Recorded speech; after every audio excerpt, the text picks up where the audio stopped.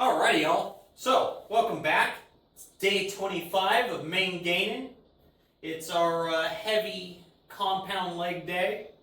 So, we're going to start off with our hip thrusts, start getting those hamstrings, glutes, and hips warmed up, ready to, be prepped for some heavier squats today.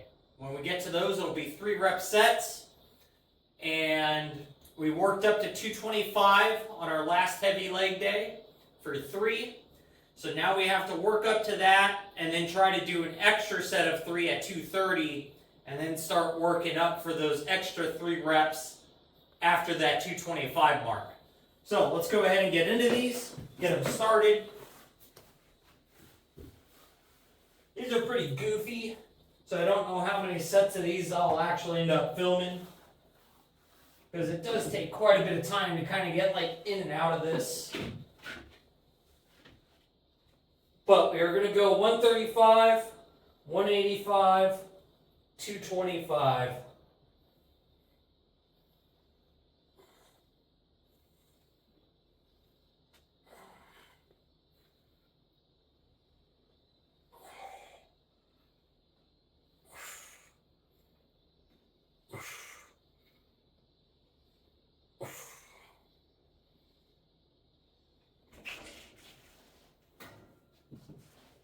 Alright, there's that first set. So, I think I'll get all these knocked out, and then I'll bring you guys back when I go to get into glute kick packs.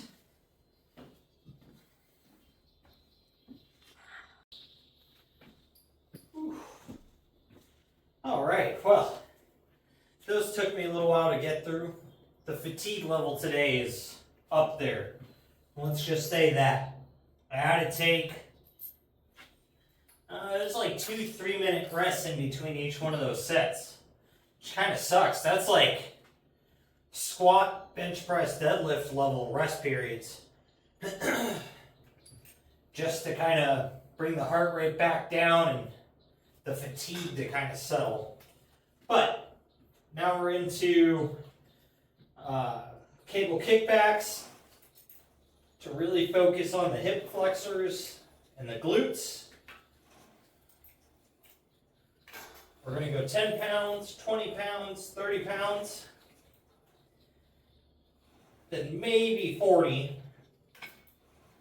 But we have programmed 3 sets of 10 at 30. So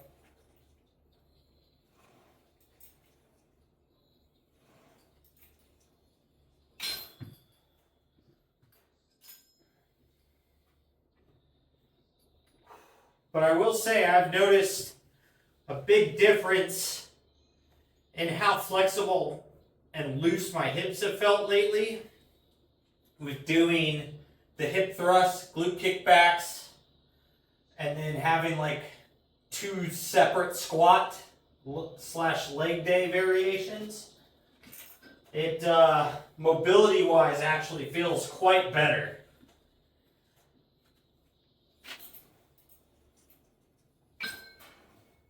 So I definitely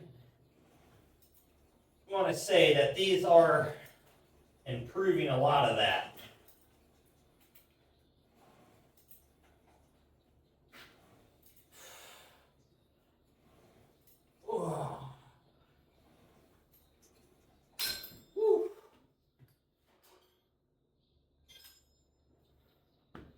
The pump on these right in here definitely is kind of funny. So, necessarily, unless you're kind of having hip issues or squat problems, I don't think most guys are going to specifically train hip and glute movements. That's normally, more the focus of your female lifters, because they're trying to build a big old booty. Everyone likes a big bum, right? So, I definitely feel goofy doing, hip thrusts and glute kickbacks, even though they are improving my stability, my mobility, and overall my strength.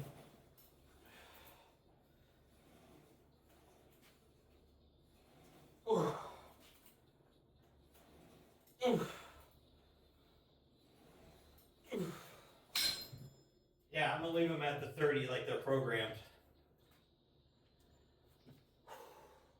But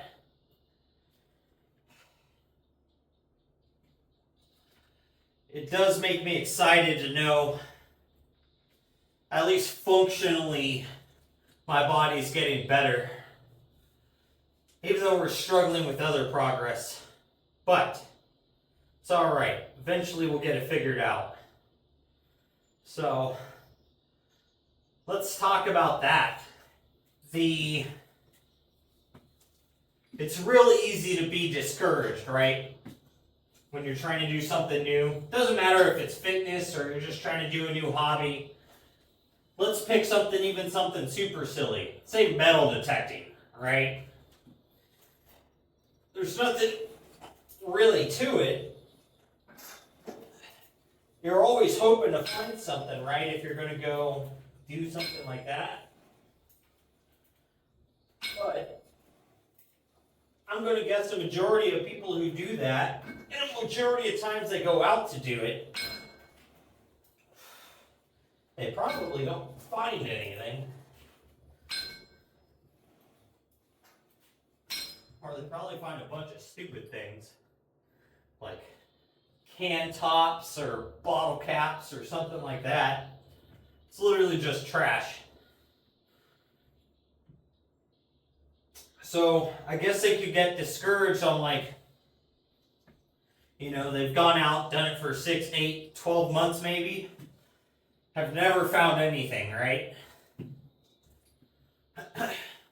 But nothing but trash. Well, you can look at that as, hey, you know, you're picking up trash, you're throwing it away, you're doing good for the area that you're in, right? You're making it better. It's better after you left than before you got there. Or you can look at it as like, this is stupid, like I never find anything, and then end up quitting, right? But say if you went out one more time and you go out and you find some rare coin or whatever, a ring or something maybe.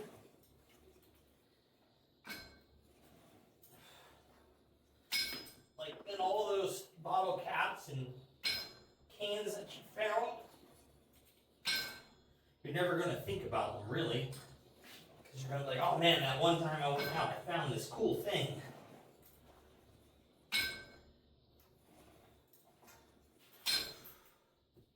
You can kind of apply that to any sport. You know, baseball. Every time you go up to bat, you've never hit a home run, and then finally you hit that first home run. It's a big thing. So all those times you went up and struck out, balled out, got hit by a ball, had them catch your ball after you hit it, you know, all of those things up to that one point, the second you hit that first home run, you're going to be like, man, like it was worth still doing this, right? And then you get to the same with fitness. You know, you might get stuck in a position where you're not losing fat for a while, you're not seeing the scale move, your physique kind of stagnates, and then all of a sudden, you know, you're kind of like that for 2-3 months, and then bam, scale drops 2 pounds, or you drop another 2 or 3 body fat percentage, like, or you break that plateau on your deadlift or your bench press, overhead press. Like, a lot of it comes down to that determination just to keep doing, even when you're not seeing progress or you're struggling. And I think that kind of applies to a lot of stuff. I mean, it applies to your workplace. It applies to maybe you're building a project car and you're having a problem, you know, that distinctive 0.00 in the quarter mile bridge, you know. anyone who's gone drag racing and has built a car knows what I'm talking about. Every time you go from like the next second mark down to the next one, you start hitting an oh. And it's the most demeaning feeling ever. You're like, it's there. It's literally this close to it. And you just can't punch into that next second mark. And then randomly you'll go to the track one day, you'll put a tune in it, and everything just works. Suspension works right, track's prepped right, tires hooked right, boost curves right, nitrous curves right, doesn't matter. But you go from, say you're stuck at 1002, and then all of a sudden you'll crack off like a 970 something, 980 something. And it's like, oh man, like now I just have to reproduce this. And then all of a sudden you just made that next jump. You broke those plateaus. So sometimes getting stuck in life isn't per se a bad thing. It's building character in a way.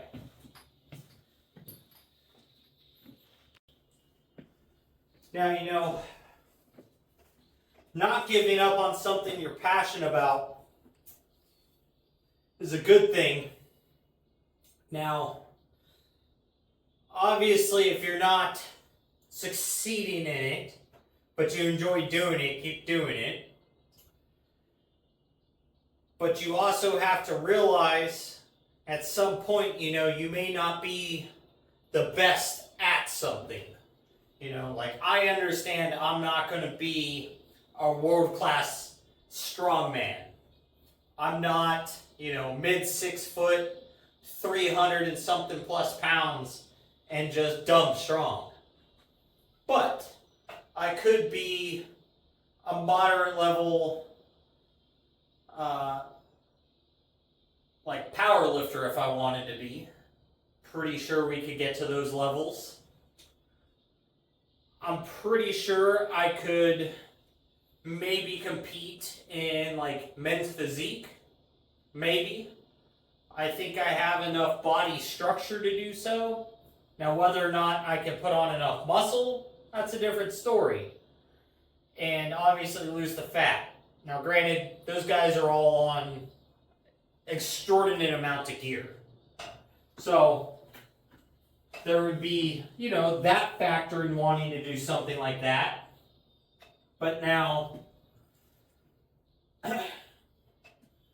say work life though, say you're super good at what you do, and the company you work at just sucks, it may be time to switch companies to be able to reach the point you want to reach.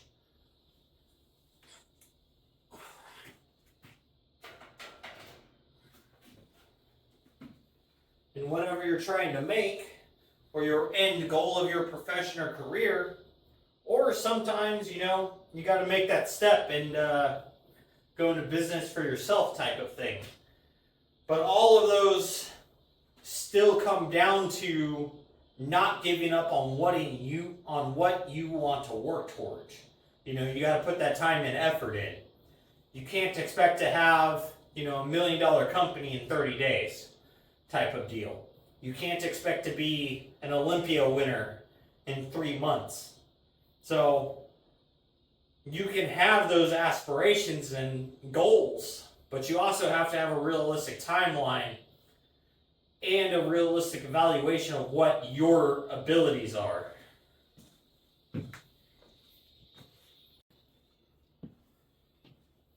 Because being good at something doesn't always mean that you have to be the best. Because let's think about it. The top 10% of people that are good at something, the margin that changes between that top 10% is super small. But the margin that changes from being, say, 80% to 90% is a big jump. So a lot of people don't realize that like top 10% of something is a very small group of those people. And skill range or performance range or whatever is basically the same. It's the divisions below that that you start seeing those big spreads in how good somebody is at something. So you don't necessarily have to shoot to be number one. You have to shoot to be in that top 10%.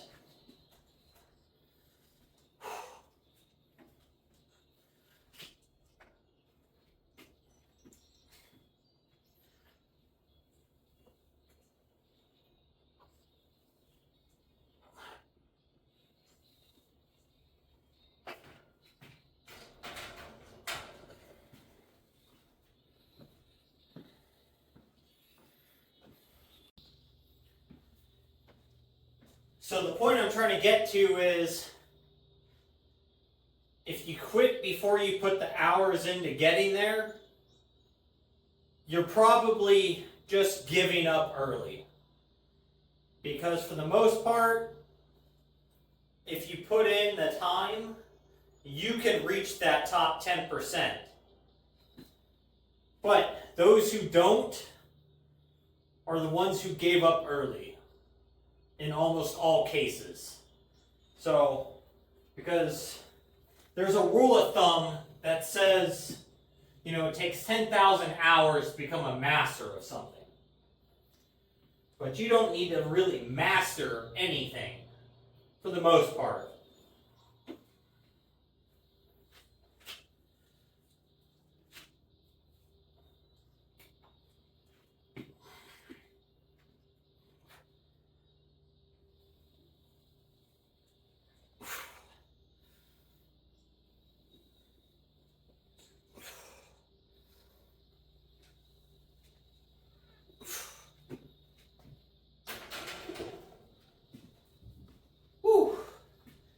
It's being proficient enough to always complete whatever you're trying to get done with. And that's what really builds that first 80%. And then just being a little bit better takes you from 80 to 90 up. So if you stop before you're at that 80% mark, it's not because of skill or talent or ability. It's most likely you just haven't spent enough time to develop what you need to. So if you really want something, the worst thing you can do is stop doing it.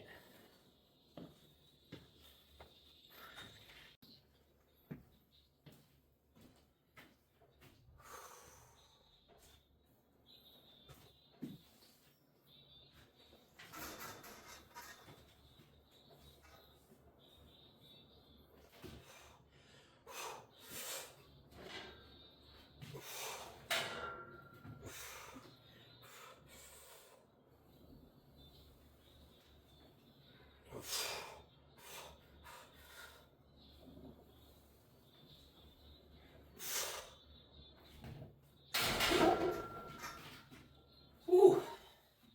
That ain't happening today. Oh, that just felt crappy.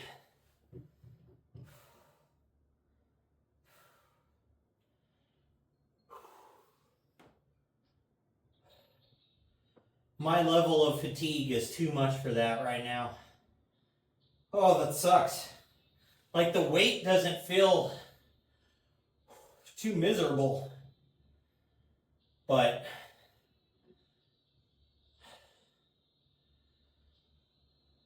like, my ability to drive the weight just sucks.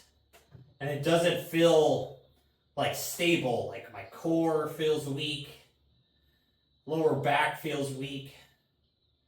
So we're not even going to risk it with doing that, because hurting myself is not going to help us keep progressing one bit. But we got 2 reps over 3 at 225. So it's not a complete failure, but just don't have it in us today to lift that. So next I've got shrugs. So let me grab the 70-pound dumbbells, and we're going to hit that for a few sets of shrugs, and then we'll get on out of here to go do our evening walk.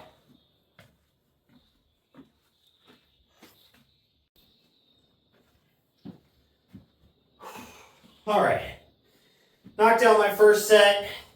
This is going to be our second set, and I'm feeling it, but going to get these done.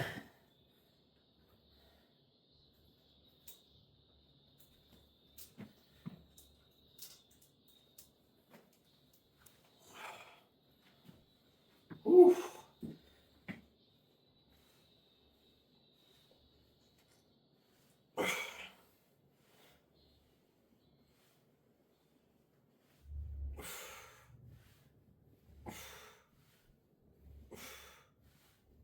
So we might be struggling. We're trying to make our progress, but we're not going to give up on what we're doing. We've got fitness goals we want to reach. I've got YouTube goals I want to reach. So we're just going to keep trugging.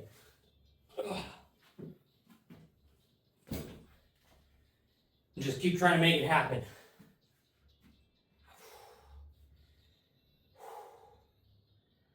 So we'll just, leave it up to fate or God or whatever people believe in.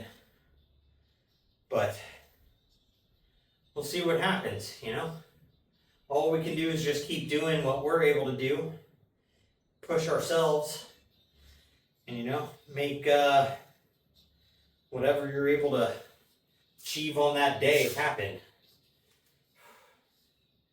Not every day is going to be a good day. Today, not one of those days. Like, we still hit the top, well, almost the top weight we're supposed to do today. We're 5 pounds off of it, but it just kind of feels like crap. So, because energy prevention, if you've got fitness goals, is the biggest thing you have to keep in mind. So, because if you get hurt, you can't make progress. It's going to set you backwards. So with that, guys, make sure you're out there working towards your goals, getting your stuff done. Most of all, just don't be a lazy fuck.